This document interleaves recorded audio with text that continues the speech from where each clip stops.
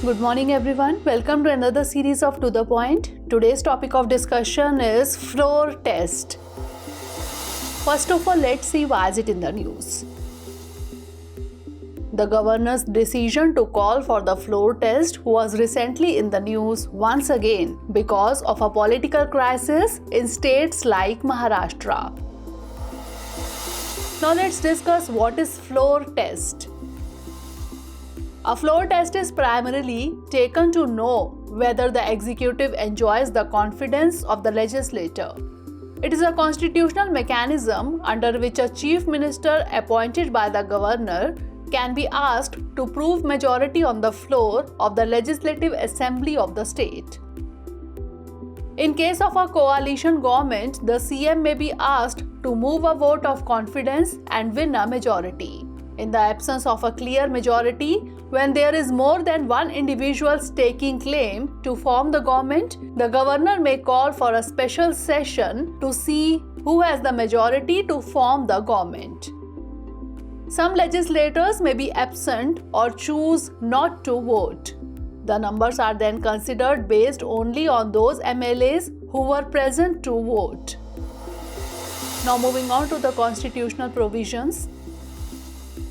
The Constitution of India does not contemplate that the political party which forms the ministry should have a majority in the legislature. However, the Council of Ministers should command the confidence of the legislator, which enjoys the will of the people. When the House is in session, it is the Speaker who can call for a floor test. When the Assembly is not in session, the Governor's residuary powers under Article 163 allow him to call for a floor test. Now let's discuss about judicial views. Shivraj Singh Chauhan and others versus Speaker Madhya Pradesh Legislative Assembly and others 2020. The powers of the Speaker to call for a floor test if there is a prima facie view that the government has lost its majority. In Jagdambika Pal versus Union of India, when there are more than one person claiming stake at chief ministership, a composite floor test between the contending parties is required to determine which one has a majority in the House. And in SR Bommai versus Union of India, if the chief ministers fail to comply with the order to take a vote of confidence, the governor would be duty-bound to take steps to form an alternative ministry.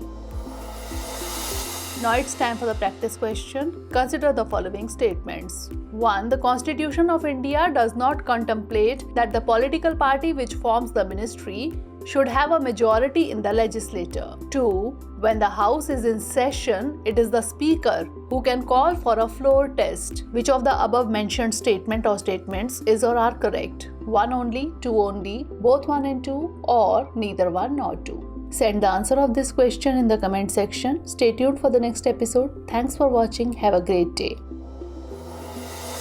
Dear viewers, watch this topic in Hindi on our Drishti IAS Hindi YouTube channel.